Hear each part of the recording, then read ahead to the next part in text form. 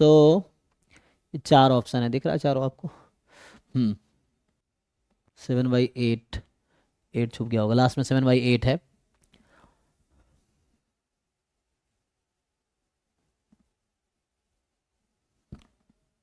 देखिए, ट्राई कीजिए।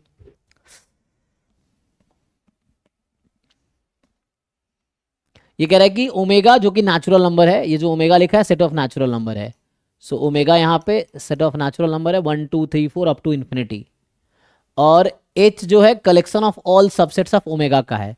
तो एच यहाँ सिग्मा फील्ड है, तो मतलब पावर सेट ऑफ ओमेगा हो गया, तो ऑल सबसेट्स आर इवेंट्स।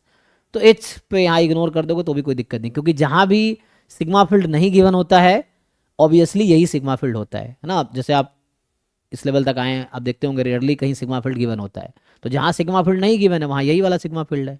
तो ये गिवन हो ना गिवन हो इससे कोई क्वेश्चन पे इफेक्ट नहीं पड़ता, ऑल सबसेट्स वाला अगर रिस्ट्रिक्टेड है तो इफेक्ट करेगा क्वेश्चन को वो, है ना। ये है।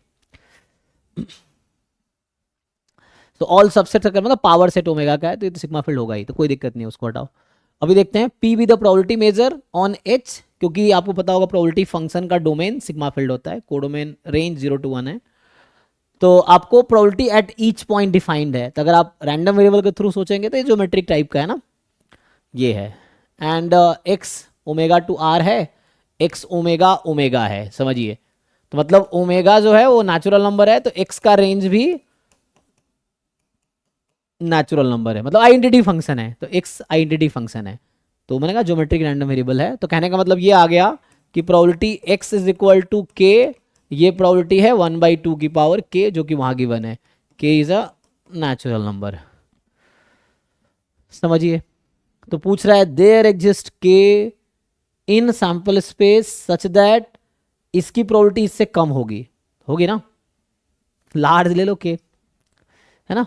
के tends to infinity, so probability of k will tend to 0, और ये एप्साइलॉन है, समझिए। तो ये एक फिक्स एप्साइलॉन है, यहाँ आर्बिट्री नहीं बोल रहे हैं ना, ये एक पर्टिकुलर एप्साइलॉन है। तो इनफैक्ट किसी भी एप्साइलॉन के लिए ट्रू होगा। जैसे आपको, अच्छा अभी जो उस समय कह रहा था मैं आपको वो चीज़ कन्विंस कर दिखाता हूँ, देखो। जैसे क्या हम कह रहे थे कि हम लोग जानते हैं कि प्रोबेबिलिटी ऑफ के फ्रॉम 1 to इन्फिनिटी ये होता है 1 पीएमएफ का सम। और सीरीज का अगर अप्रोच आप लगाएंगे तो क्या समझ आता है कि सीरीज ए के, ये प्रोबेबिलिटी छूट गया यहाँ पे, प्रोबेबिलिटी ऑफ के समेशन 1 होता है, प्रोबेबिलिटी ऑफ के 1 होता है पीएमएफ के थ्रू। अब क्या जानते हैं, सीक्वेंस सीरीज अगर कन्वर्जेंट है तो सीक्वेंस की लिमिट 0 होगी, P of k will tend to 0 as के टेंड्स टू इन्फिनिटी। और इसको अगर आप इसी लाइन को मैं एप्साइलॉन के टर्म में लिखूं तो क्या होगा, for all epsilon greater than 0 there exist natural number N naught such that P of K is less than epsilon for all epsilon more than 0। ये बिल्कुल वैसे ही कंडीशन है जैसे वहां पे था, देखिए। तो वहां मोर देन था, यहाँ लेस देन है। ये तो लिख रहे हैं कि पी के लेस देन एप्साइलन होगा for all epsilon more than 0, लेकिन after those terms which this, इसका मतलब है कि पी के विल बी ऑलमोस्ट 0, मतलब 0 होगा, 0 के नेबरहुड में होगा, तो 0 है ऑलमोस्ट, जब के बहुत लार्ज है उसके लिए। एनीवे है ना, तो इस चीज को हम वैसा लिख रहे हैं। अभी पॉइंट पे आते हैं सीधा सीधा। तो ये ट्रू स्टेटमेंट है, के बहुत लार्ज लेंगे तो वैल्यू उससे छोटी तो हो ही जाएगी। अब यहाँ पे देखिए, ये आपको कह रहा है कि probability x more than equal to, तो अगर यहाँ पे 4 है तो 4 + 1/n इसके राइट में है, 4 - 1/n इसके लेफ्ट में है। तो कह रहा है एक्स की वैल्यू 4 + 1/n से ज़्यादा की प्रोबेबिलिटी बताओ। तो जब n टेंस टू इन्फिनिटी लोगे ना तो ये 4 + एप्साइलॉन है, इस टाइप का समझो आप, है ना। तो इस तरह से कहने का मतलब ये है कि 4 + 1/n will tend to 0 by right side. So ultimately ये प्रोबेबिलिटी जो आपसे पूछा जा रहा है एक्स स्ट्रिक्टली मोर देन 4 पूछा जा रहा है, कहने का मतलब ये है, क्योंकि ये 4 + एप्साइलॉन है, मोर देन इक्वल टू 0 है, और n टेंस टू इन्फिनिटी होगी तो 1।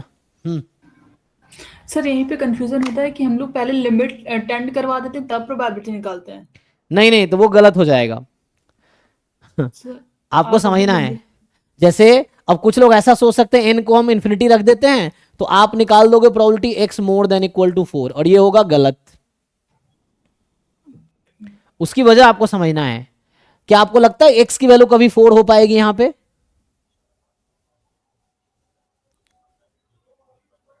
x है more than equal to 4 plus, यहां देखो ना, ये तो बना रहा था यहाँ पे, x की वैल्यू इससे ज्यादा है, तो आपको लगता है कभी 4 तक वापस आएगा? वो तो 4 के आगे चला गया, 4 प्लस एन के इन्फिनिटी तक चला गया।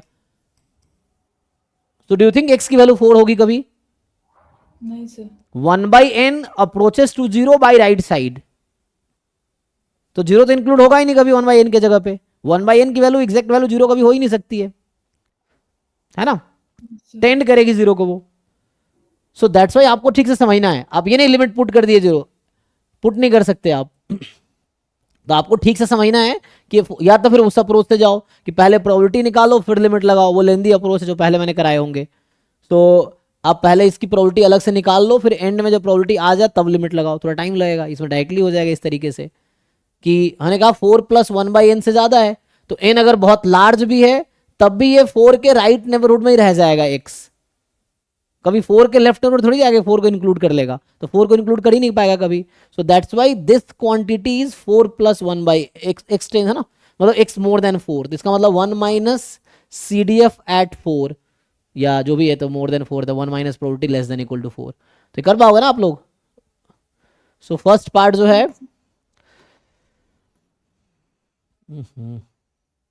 ये जो फर्स्ट पार्ट है तो ये है प्रोबेबिलिटी x 4 प्लस 1/n है, तो इसका मतलब है कि x is more than, strictly more than 4 होगा, क्योंकि ये 4 यहाँ पे है और 4 प्लस 1/n इसके आगे है, तो इससे इससे आगे जा रहा है, तो हमारा x इधर है, तो कभी 4 को इंक्लूड नहीं कर पाएगा, तो x मोर देन 4 है, तो ये निकाल लो है ना, 1 minus probability x less than equal to 4 और सम कर लो इस पे, 1 पे 1/2, 2 पे 1/2 स्क्वायर, 3 पे 1/2 क्यूब, 4 पे 1/2, 4 सबको सिंप्लीफाई करके 16 आएगा। फॉल्स है ना, आंसर सही है, ट्रू है। ट्रू है, अच्छा यही आएगा, ओके अब वो चेक कर लीजिए। x लेस देन और इक्वल्स टू 4 के लिए 15/16 आएगा, अच्छा ठीक है फिर तो, हाँ तो 1 माइनस, हाँ, तो अगर ऐसा है वो तो जस्ट ये है कि 1/2 प्लस 1/4 1/8 1/16 है ना, यही ना, ये हो जाएगा, तो ये कितना आता है 15/16, ओके ओके फिर ठीक है, तो 1/16 इज फाइन, तो ये ट्रू स्टेटमेंट है ना, तो ये ओके है, पहला भी ओके था। अब यहाँ फिर से समझिए, सिमिलर लॉजिक यहाँ लगाओ, तो यहाँ पे क्या है, अब देखो पहला तो ट्रू हो गया, ठीक है ना, तो इसको हटा देता हूँ। यहाँ पे समझो, मैं अगर नंबर लाइन बनाऊं, इधर है 4 इधर है 5, 5 माइनस 1/n 5 के लेफ्ट नेबरहुड में है, 4 प्लस 1/n स्क्वायर 4 के राइट नेबरहुड में है, और हमारा x क्या हो रहा है, 4 प्लस 1/n स्क्वायर से लेके यहां से कहां तक जा रहा है, 5 माइनस 1/n तक। अगेन मैं आपसे पूछ रहा हूं, डू यू थिंक n बहुत लार्ज ले लूंगा तो 5 माइनस 1/n 5 के लेफ्ट हैंड नेबरहुड में रह जाएगी, और 4 प्लस 1/n राइट नेबरहुड में रह जाएगी, तो 4 और 5 कभी इंक्लूड ही नहीं हो पाएगा। So this probability is actually, अच्छा इक्वल लगा था तब भी कोई दिक्कत नहीं है, यहाँ ओपन था ऐसे तो कोई दिक्कत नहीं है। सो इस बीच में है ना x, तो यहाँ x होगा strictly more than 4 strictly less than 5, 0 हो जाएगा, ठीक है ना, और ये तो बीच में कोई नंबर है ही नहीं सपोर्ट में, सपोर्ट तो नेचुरल नंबर था, तो ये तो 0 हो गया, इस बीच में कोई फेवरेबल आउटकम है ही नहीं, तो ये तो 0 हो जाएगा, इसने 1/16 कहा है तो ये फॉल्स है, ठीक है। तो आप इस तरह से लॉजिकली ऐसे कर सकते हो चाहो तो। सर हाँ सर इसमें हम x minus expectation of x divide by under root variance से नहीं कर सकते? अच्छा, x माइनस इस वाले पार्ट में, सर z बना के मतलब उसको स्टैंडर्ड नॉर्मल वेरिएट बना के। ऐसा क्यों लगता है आपको स्टैंडर्ड बनाना चाहिए? सर शायद मतलब मैंने करके देखा था तो उससे भी आ रहा था, लेकिन नहीं तो वो कोइंसिडेंट है कि आ गया होगा, बिकॉज एक तो नॉर्मल ही नॉर्मल में कन्वर्ट होगा, यहाँ पे आपने पढ़ा ये ज्योमेट्रिक डिस्ट्रीब्यूशन है, तो ज्योमेट्रिक को नॉर्मल में बना सकते हैं, कन्वर्ट कर सकते हैं, किस कंडीशन में? सर CLT के थ्रू नहीं हो सकता? नहीं, CLT के लिए सैंपल साइज इन्फिनिटी होनी चाहिए, लार्ज होने चाहिए, यहाँ तो सैंपल साइज 1 है, सिंगल रैंडम वेरिएबल है ये।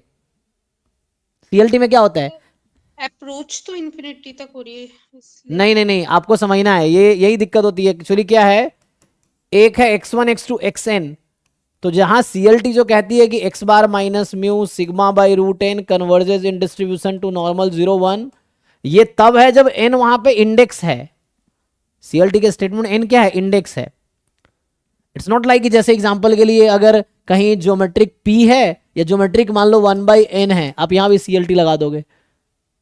हर जगह n है इसका थोड़ी CLT लगा देंगे, सैंपल साइज इनफाइनाइट बहुत लार्ज होना लार्ज होने चाहिए। वहां पे सैंपल साइज के लिए डिस्ट्रीब्यूशन है, ये नहीं किसी को भी कन्वर्ट कर देंगे हम उसमें, ऐसा नहीं कर पाएंगे, ठीक है सर। है ना। ठीक है, तो ये आपको समझ आया। तो यहाँ वो हो गया। अब आते हैं लास्ट पार्ट पे। लास्ट पार्ट विजिबल है। सो चलो ऐसे लिखता हूँ, हमें पता तो है क्या क्या क्वेश्चन में कंडीशन था। तो क्वेश्चन में ये था x बराबर k 1/2 की पावर k नेचुरल नंबर है ना, ये कंडीशन था। पूछ क्या रहा है, xn is 3 plus minus 1/n की power n for all n, मतलब सीक्वेंस दे दिया आपको। अब पूछ रहा है p x less than equal to 1/n। अब ध्यान से देखो, इसको भी मैं प्लॉट करता हूं यहाँ पे। तो इसके पास 2 सब सीक्वेंसेस हैं, आपको समझ आ रहा होगा। ऑड n के लिए बनेगा 3 माइनस 1/n, इवन सब सीक्वेंस के लिए बनेगा, मतलब इवन n के लिए बनेगा 3 प्लस 1/n। तो इधर है 3, इधर है 3 माइनस 1/n, इधर है 3 प्लस 1/n। एक थ्योरम मैं याद दिला देता हूं आपको, x less than equal to x1 and x less than equal to x2, if and only if x less than equal to क्या लिखते हैं, ये थ्योरम है, मिनिमम ऑफ x1 x2, ये होगा। दूसरा और याद दिलाता हूं, x more than equal to x1 and x more than equal to x2, if and only if x more than equal to maximum of x1 x2। अब यहां लेस देन इक्वल टू का चक्कर है तो ये थ्योरम यूज होगा, या वैसे भी लॉजिकली आप देख सकते हैं। ये कहना चाह रहा है कि x less then xn when n is large. अब n लार्ज है तो आपको क्या पता ऑड है गिवन है, तो फॉर ऑल n होने चाहिए। तो हमारा जो क्वेश्चन है x less than this and x less than this, so what do you think, what is intersection. तो एट द एंड ये जो टर्म आपको दिख रहा है, this will reduce to x less than 3 minus 1/n, तो ये आएगा 3 माइनस 1/n। और ये फिर से लेफ्ट हैंड लिमिट ऑफ 3 है, लेफ्ट हैंड लिमिट है ना, और n बहुत लार्ज होगा तो कभी भी ये 3 को इंक्लूड तो कर नहीं पाएगा, क्योंकि 3 माइनस 1/n इधर है, हमें यहां तक जाना है, तो ये तो 3 तो कभी इंक्लूड हो ही नहीं पाएगा इसमें, चाहे n कितना भी हम लार्ज ले ले। ये ज़्यादा से ज़्यादा 3 के राइट साइड लेफ्ट साइड तक जा सकती है। तो ये एक्चुअली x लेस देन 3 है, और ये निकाल लीजिए। कुछ कंफ्यूजन है पूछिए। क्वेश्चन था limit n tends to infinity probability x less than equal to xn 7/8, और ये है 3 प्लस 1/n, ये है 3 माइनस 1/n, ऐसा समझ लीजिए आप चाहे तो। यहाँ आ गया x less than equal to minimum of 3 plus 1/n 3 minus 1/n। यहाँ से आपको देख के भी समझ आ रहा होगा x इससे भी छोटा होना चाहिए, इससे भी छोटा होना चाहिए फॉर ईच n जो कि लार्ज है, तो उसके लिए इंटरसेक्शन ये आएगा। मतलब दोनों सब सीक्वेंस के लिए लेस देन है, जबकि अगर मोर देन होता ना तो फिर इधर से आगे जाना पड़ता। अगर मोर देन वाला कंडीशन होता कि मोर देन दिस, तो फिर ये वाला पार्ट यूज होता, राइट वाला, बिकॉज ऑफ मैक्स कंडीशन। ठीक है, तो x लेस देन 3 कितना आएगा, स्ट्रिक्टली लेस देन 3 है तो 1 2 पे बस कंडीशन ऐड करना आपको। तो 1/2 प्लस 1/4 कितना 3/4, सही लिखा है देख लीजिए, फॉल्स है, तो इसका मतलब ये 7/8 यहाँ दे रखा है, तो ये फॉल्स है। तो पहला ट्रू आया था, दूसरा ट्रू आया था, तीसरा फॉल्स आया था, चौथा भी फॉल्स आया है। कुछ पूछना है तो पूछिए। ठीक है, देखिए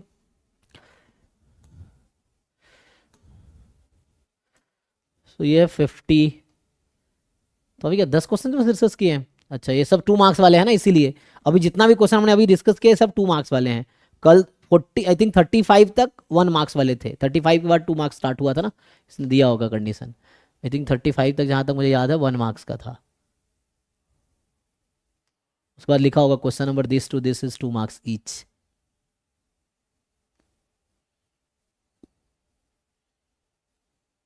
देखिए ये देखा ना, question 36 to 65 carry 2 marks each, है ना।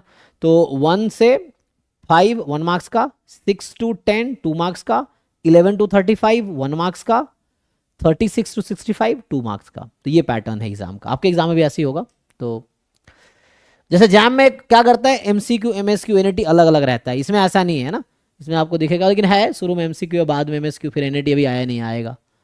तो लेकिन वैसा फिक्स नहीं कर रखा उसने, क्वेश्चन नंबर तक फिक्स कर रखा है, यहाँ ऐसा क्वेश्चन नंबर फिक्स नहीं है। तो गेट में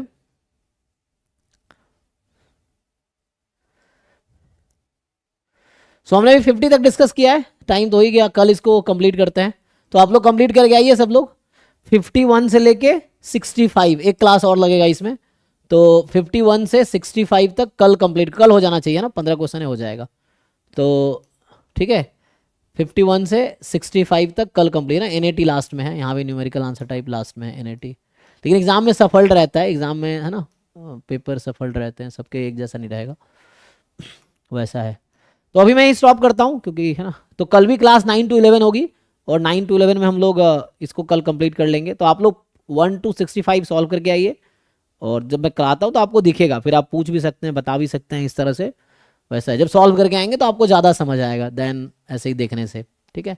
तो कल मैं 51 से स्टार्ट करता हूँ, 51 to 65 कल डिस्कस करेंगे। अभी डाउट क्लास होगी तो बाकी लोग जा सकते हैं। Thank you.